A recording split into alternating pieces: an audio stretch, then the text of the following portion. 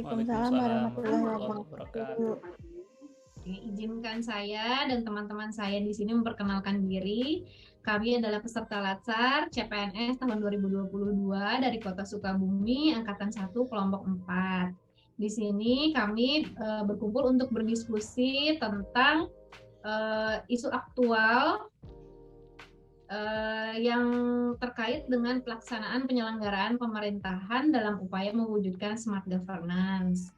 Mohon izin, saya Anissa Nurmala Mariatno sekarang bertugas di Puskesmas Gedong Panjang sebagai dokter gigi bersama dengan 3 teman saya. Mangga silahkan untuk memperkenalkan diri. Assalamualaikum warahmatullahi wabarakatuh. Waalaikumsalam warahmatullahi wabarakatuh. Nama saya Pinaya Sinta.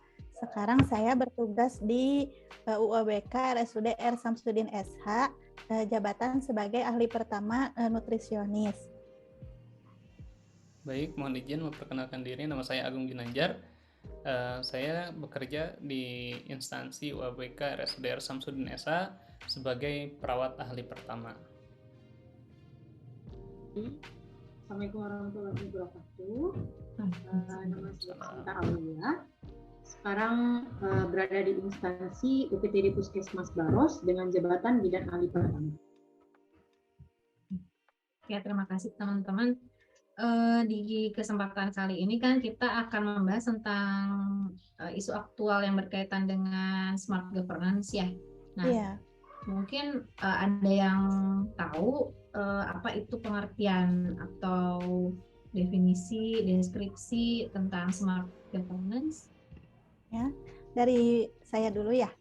Mengenai smart governance itu adalah tata kelola pemerintahan kota yang pintar, di mana konsepnya itu sekaligus praktik bagaimana mengelola manajemen dan tata kelola pemerintahan dan layanan publik secara lebih cepat, efisien, efektif, responsif, komunikatif, dan terus melakukan peningkatan kinerja birokrasi melalui inovasi dan adopsi teknologi yang terpadu. Mungkin begitu, ada tambahan dari yang lain? Ya, kalau menurut saya, smart governance itu adalah tata kelola pemerintahan cerdas yang bertujuan untuk mewujudkan peningkatan kinerja pelayanan publik, kemudian kinerja birokrasi pemerintah, dan juga kinerja efisiensi kebijakan publik. Sama-sama tujuannya adalah untuk memberikan layanan yang terbaik untuk masyarakat. Ya, misalnya yang unsur tadi itu dalam pelayanan, contohnya seperti pelayanan administrasi. Pelayanan administrasi ini seperti status kewarganegaraan, kayak akta, KK, KTP. Terus kalau untuk birokrasi, itu birokrasi yang efisien. Nah, di sini birokrasi yang berorientasinya pada keadilan, bertanggung jawab, dan juga transparan. Jadi, misalnya aplikasi internetnya Imonef atau e-planning gitu.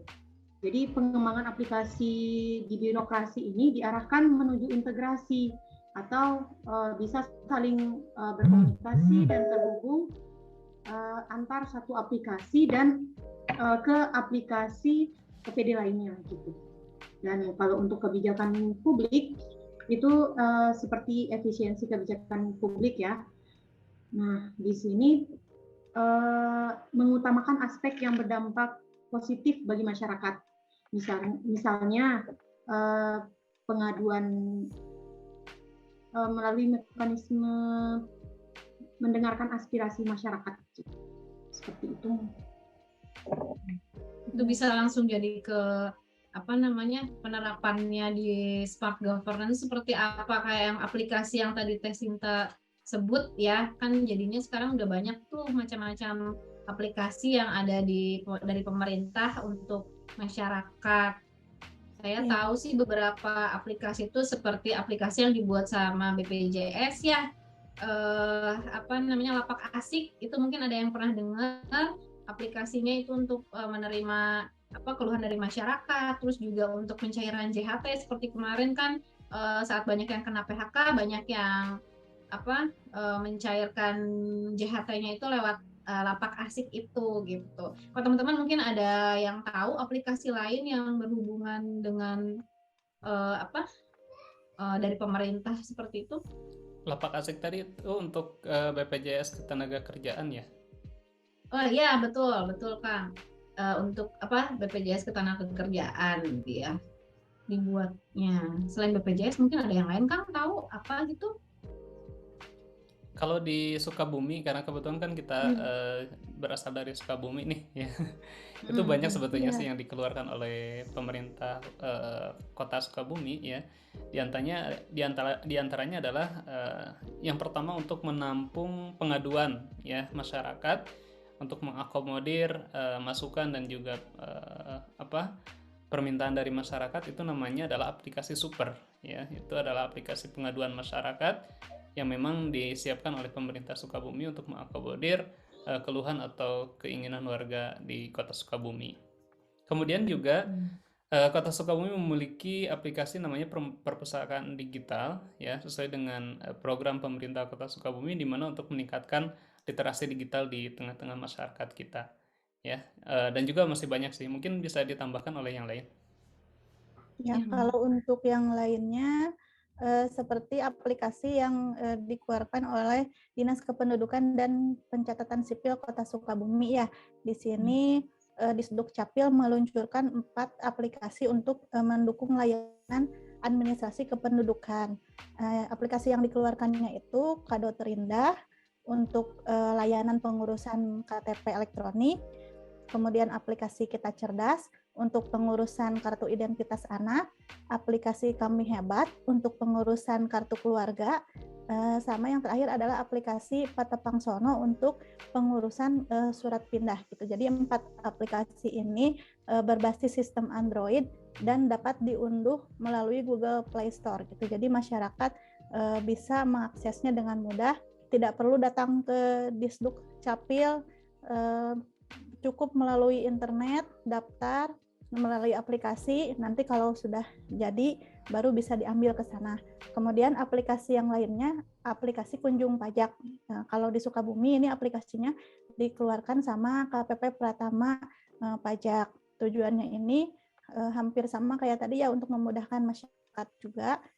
Kalau misalkan kita ke pajak itu kan biasanya ngantri, kalau pakai ini kita udah ada jadwal jamnya gitu. Jadi kapan datang ke kantor pajak itu udah di waktu, ada jamnya, terus kita bisa lebih diarahkan ke sana, itu mau buat pajak, pengaduan, atau mau buat NPWP gitu. Jadi masyarakat bisa mengakses sendiri tujuannya untuk datang ke kantor pajak itu untuk apa kayak gitu dengan adanya aplikasi ini.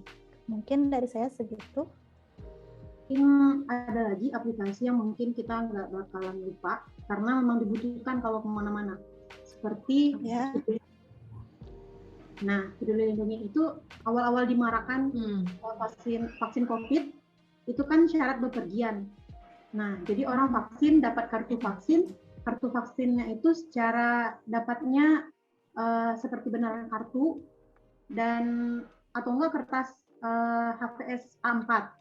Nah, kalau sekarang sudah bisa tinggal bawa HP gitu, tidak perlu takut kertasnya hilang atau kertasnya rusak. Iya, betul. Memang yang Peduli Lindungi itu berhubungan juga dengan kesehatan masyarakat ya, sama kayak tempat kita nanti akan bekerja ya. Nah, nanti pengen sharing juga nih yang aplikasi-aplikasi yang berhubungan sama kesehatan atau dengan kedepannya kita akan bekerja sebagai ASN seperti itu. Mungkin ada teman-teman yang mau sharing. Kalau dari saya sendiri di Puskesmas itu ada 2 aplikasi Ekin dan MySipka. Kalau itu berhubungan dengan kinerja saya sebagai ASN. Kalau yang MySipka itu untuk absensi ASN. Mungkin kalau teman-teman ada yang mau cerita sedikit gitu tentang aplikasi yang ada di tempat kerjanya, enggak? Ya, kalau kebetulan saya di RSUD Samsudin SI ya, Kota Sukabumi, itu kita lebih ke pemanfaatan digital ini untuk ke pasien ya, untuk menginput rekam medis pasien ya atau status pasien itu masuk mulai dari identitas pasien, kemudian juga riwayat penyakit, alasan masuk rumah sakit, sampai kepada catatan perkembangan pasien dan juga asuhan keperawatan yang diberikan, termasuk juga hasil laboratorium pasien itu ada di situ semua ya. Cuma memang ini tidak diakses untuk semua tentunya, bukan untuk konsumsi publik ya, melainkan memang untuk konsumsi internal kita di bagian pelayanan, ataupun juga mungkin pasien ataupun keluarga jika mereka meminta data yang mereka butuhkan, seperti itu.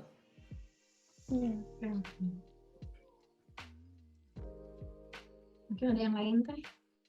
Kalau saya sama ya di UWBK RSUD R. Samsudin SH juga, tapi di bagian instalasi gizi.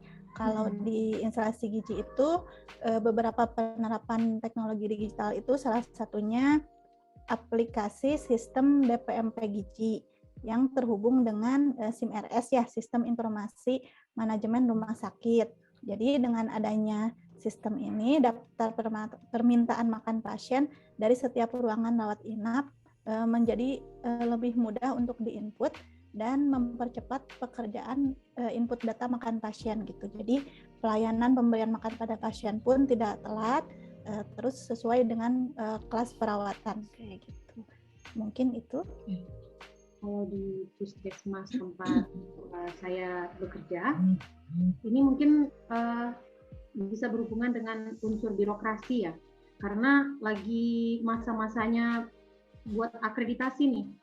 Nah, jadi akreditasi itu mengandalkan aplikasi internet, itu namanya INM, di mana INM itu sudah merangkum semua yang dibutuhkan oleh Dinas Kesehatan. Misalnya seperti data PPI atau data apakah ibu hamil sudah mendapatkan pelayanan sesuai standar atau belum, terus tercapainya target TB belum, gitu. Dan juga ada penilaian kepuasan pasien. Nah, jadi semua data yang perlu dilaporkan ke puskesmas tersebut sudah terangkum lengkap di dalam, sehingga tidak perlu lagi mengantarkan lagi ke dinas terkait. Mungkin lebih memudahkan buat pegawai-pegawai puskesmas. Jadi itu juga, maaf, memudahkan kita sebagai ASN ya untuk melakukan pencatatan dan lain-lain secara online dengan niatan memberikan pelayanan yang baik buat masyarakat ya. Terus juga kira-kira ada masalah nggak sih dari pemakaian aplikasi itu, kayak misalkan bisa saja kan penggunaan webnya itu mengalami error seperti itu. Ada solusi nggak sih dari teman-teman mungkin yang sekiranya bisa mengembangkan atau menjaga supaya tetap baik pelayanannya? Ya, kalau dari saya sendiri ya mengenai tadi sistem DPMP itu untuk daftar makanan pasien, kadang memang itu terjadi sistem rumah sakitnya down, wifi-nya nggak jalan, jadi nggak bisa buka komputer juga. Tapi mungkin kalau alternatif dari segi teknologinya belum ada ya, tapi kita selalu sedia kertas manual gitu. Jadi kalau suatu saat ada kejadian seperti itu, nggak menunggu si jaringannya nyala lagi, kita pakai dulu kertas, nulis dulu di kertas, baru nanti kalau udah jaringannya bagus lagi, kita input lagi ke komputer gitu. Jadi pas kejadian kayak gitu langsung menghubungi pihak IT rumah sakit, dikoordinasikan dengan mereka, diperbaiki sama mereka secepatnya kayak gitu. Ya, betul sama sih Teh Pina. Di bidang perawatan juga seperti itu. Jadi kami pada saat kita menginput data pasien di SIMCAP, sebetulnya data pasien itu sudah terrecord juga, karena memang kita menggunakan yang manual recordnya juga. Jadi rekam medis pasien ataupun status pasien itu yang manualnya juga ada gitu ya. Itu adalah sebagai memang bukti tertulis yang tadi mengantisipasi juga ketika misalkan data ataupun server kita ngedown. Nah, terus kemudian untuk aplikasi-aplikasi yang memang diluncurkan oleh pemerintah, ini mungkin sebagai kita sebagai pengguna gitu ya, kita juga masyarakat sama di sini. Kadang memang termasukkan beberapa aplikasi yang perlu pemutakhiran, artinya perlu perbaikan atau update gitu ya. Karena memang seringkali kita temui kendala-kendala seperti misalkan aplikasinya tidak bisa dibuka atau tidak bisa dioperasikan, atau mungkin ada kendala-kendala tertentu di bagian menu dan seterusnya gitu ya. Jadi itu kendala yang kita temui. Atau juga perlu ini hanya sekedar apa ya, memanjakan kita sebagai user gitu ya. Kalau istilahnya itu user friendly. Kayak misalkan kita kan kalau belanja di e-commerce itu betah lama-lama karena memang enak gitu pakainya. Nah, mungkin ini sebagai masukan juga untuk pemerintah ke depan bagaimana menyiapkan aplikasi-aplikasi yang memang enak atau user friendly tadi. Gitu. Berarti dari situ memang butuh SDM juga ya yang mendukung bisa membuat aplikasi yang enak, yang mudah dan nyaman digunakan gitu ya. Betul. Mungkin ada juga masalah sama tantangannya ya kalau menggunakan penguploadan data-data pasien dan segala macamnya itu dari segi waktu. Nah, jadi karena waktu banyak kerjaan, banyak ini, banyak itu, jadi numpuk. Nah, jadi keefektifan penggunaan aplikasi pun jadi kurang gitu. Mungkin lebih kita sebagai ASN mungkin lebih bisa mengatur waktu lah buat membuat dan mengumpulkan data, penginputan data ke aplikasi internetnya. Iya. Oke, jadi dari semua aplikasi, dari hal-hal yang sudah kita bahas, sebenarnya intinya kan satu ya, itu untuk memudahkan kinerja kita, terus juga kita sebagai calon ASN nantinya akan menjadi smart ASN ya, yang bisa memberikan pelayanan yang baik ke masyarakat, pelayanan yang memudahkan masyarakat untuk berhubungan dengan kita sebagai pegawai pemerintah ya, seperti itu. Mungkin diskusi kita akhiri saja dulu sampai di sini ya teman-teman. Terima kasih semuanya, terima kasih yang sudah menonton. Kita tutup saja diskusinya. Terima kasih. Wassalamualaikum warahmatullahi wabarakatuh. Waalaikumsalam warahmatullahi wabarakatuh.